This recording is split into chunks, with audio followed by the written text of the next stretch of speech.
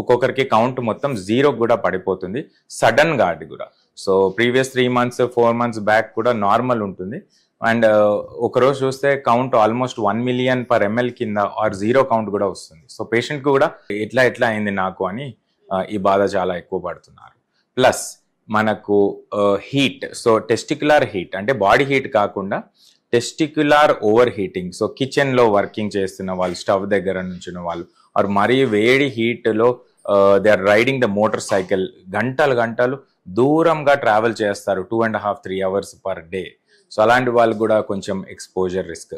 ఒక్కొక్కరికి వర్బిజాలు ఉంటాయి, అక్కడ కూడా బాడీ హీట్ తగులుతుంది. సో బాడీ హీట్ తగలకుండా ఉండాలి టెస్టిస్ కి.